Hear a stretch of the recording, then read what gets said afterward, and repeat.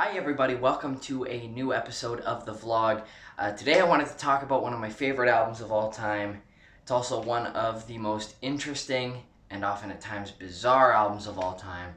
Talking about Meat Loaf's Bat Out of Hell. Came out in 1977 but has a history that dates back far earlier than that. The production history of this album is it's insane, it's ridiculous. And it's really a story of perseverance, as this album went through a lot of rejection before it was eventually made.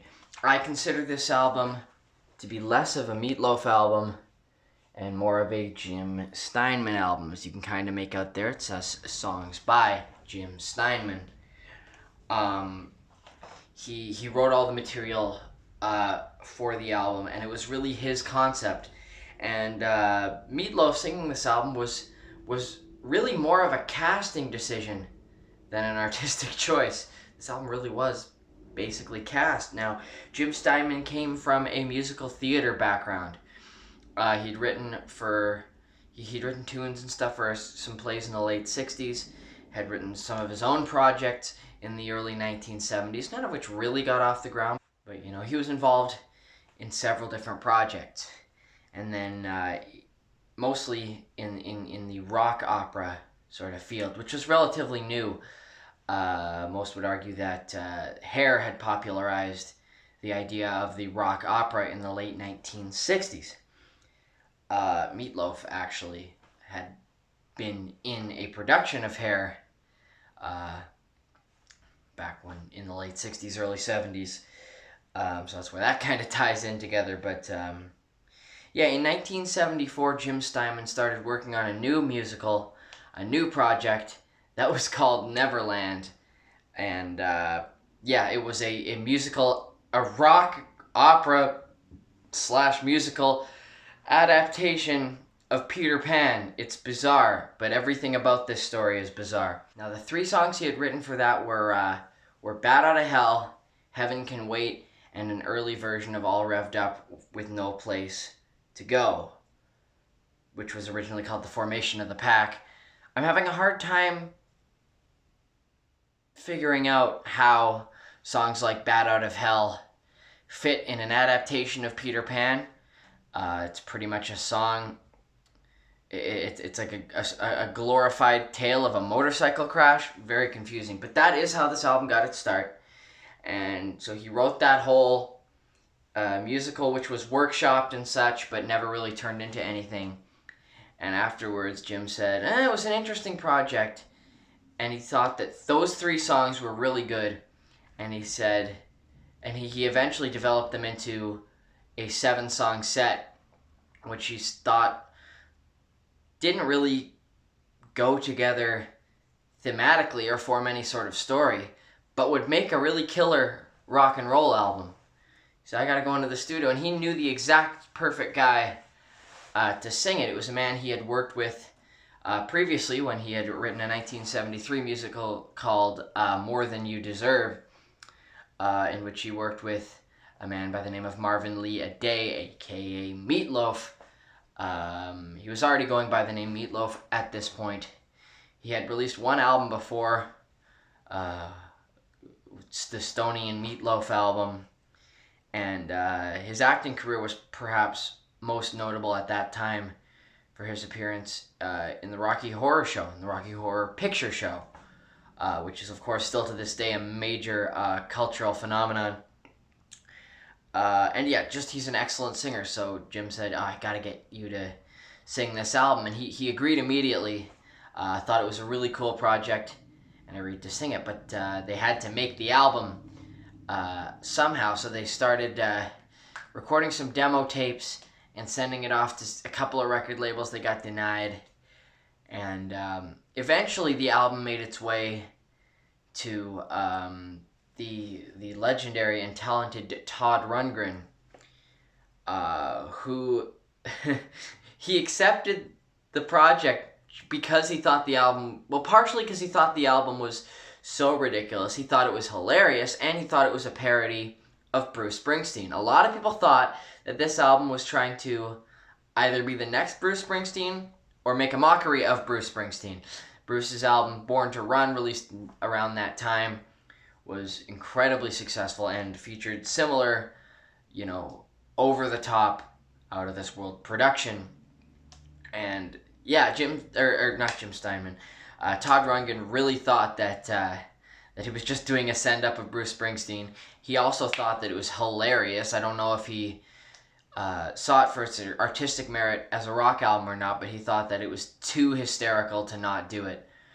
And the other reason he took the project was because Jim Steinman had lied to him and told him that he had procured a record deal with a major label. I can't remember which label that was right now. RCA. He told him that they had signed to RCA Records, which they had absolutely not.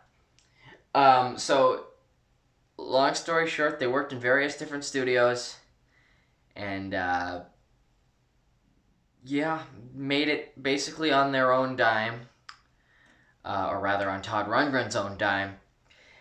And even the sessions were a long, difficult process. The original mix was not loved by Jim Steinman or Meatloaf.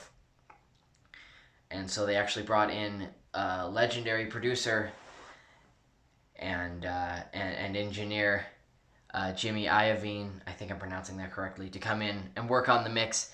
And once they finally had a mix that they liked, they still didn't actually have a record deal or any sort of distribution plan to get this album out there.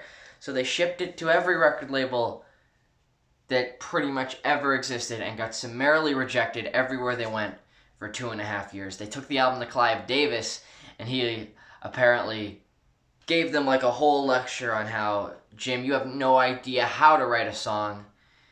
These songs, this is not a good example of songwriting. These aren't even songs. How can you even call this an album? This is ridiculous. And Jim stormed out. But apparently they mostly laughed this off because rejections are just what they were expecting. The running joke was that they were basically inventing record labels just so they could be rejected. It was the process from starting to ship the album around to record labels and actually signing with a distribution label was like over 2 years. It took them over 2 years. It was almost a tour, because I know they would actually go into these meetings and perform the album live. And it's like they auditioned for so freaking many record labels that even that was pretty much a tour in itself. Eventually, somehow, they got a small record label called Cleveland International to issue the album. Cleveland International was a subsidiary of Epic Records. And apparently even the staff at Epic Records didn't refuse to issue it, but weren't big fans of the album. The only reason Cleveland International even accepted it at all is that they really didn't have anything to lose. They had already recorded the album, out of their own pocket.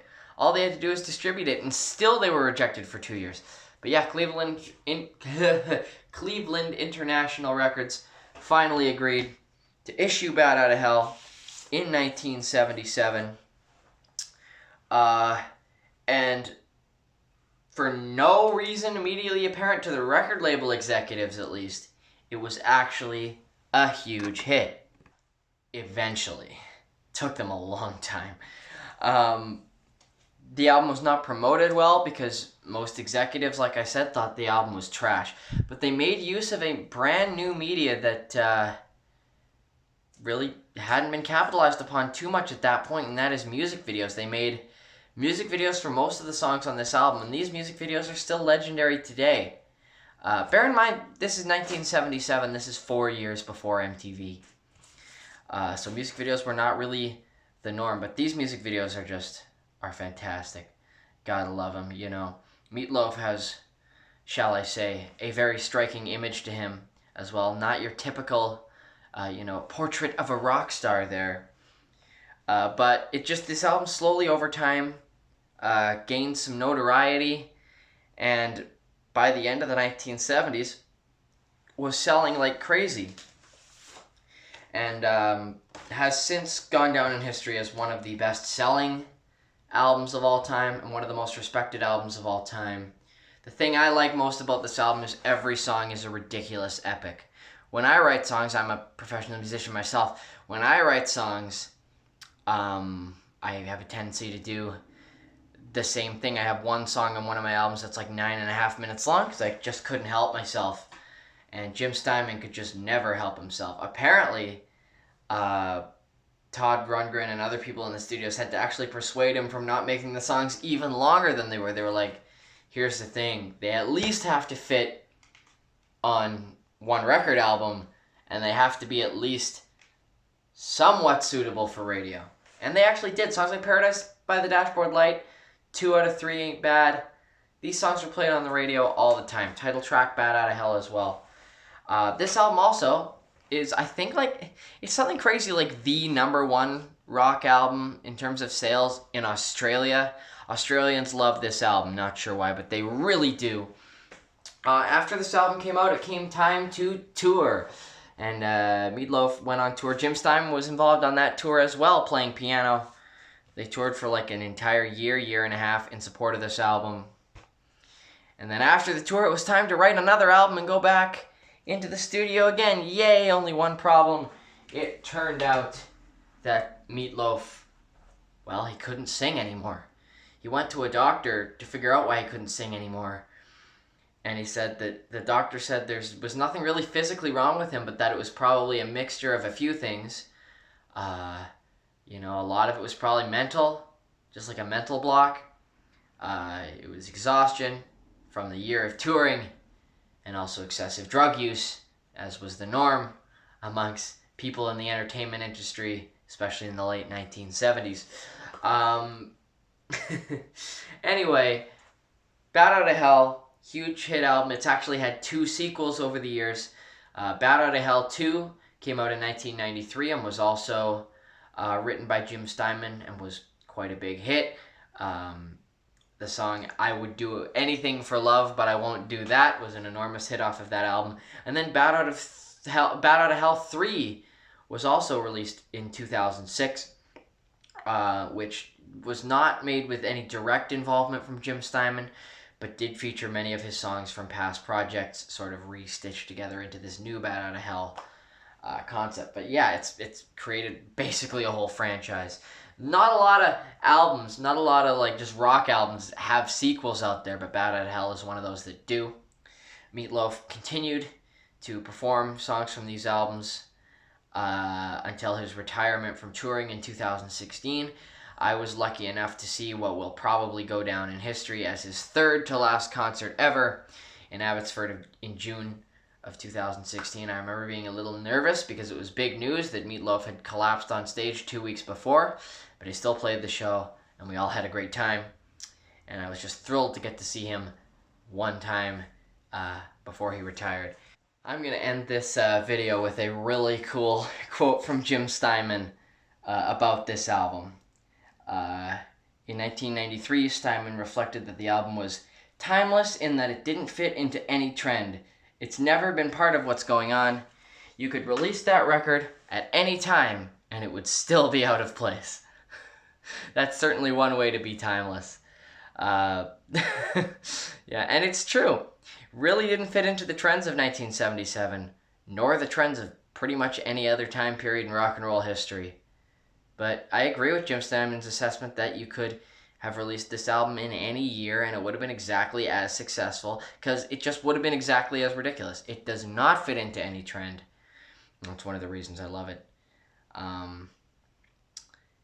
Yeah, anyway, that's going to do it for this video. Kind of a disorganized video because, well, let's face it, kind of a disorganized, if not a disorganized album, then at least a disorganized production process. Very difficult album to research because so many things going on that it's hard to actually piece together the timeline of events that happened. But in any case, thank you so much for watching. I love this album so much. I just did a video on my top 10 albums that influenced me, and I didn't mention Bad Outta Hell because I'm insane. I don't know how I left this one off the list, but I thought I'd make it up to you with this video. Thank you so much for watching. Like I said, I'm also a professional musician myself, not touring right now due to COVID-19 and all of that. But that being said, you can check out my description for links to where you can find my music, where it's sold or streamed online. You can like this video if you like what you saw. Subscribe to this channel if you've been enjoying my videos. And ring the notification bell if you'd like to be notified whenever I upload another new video.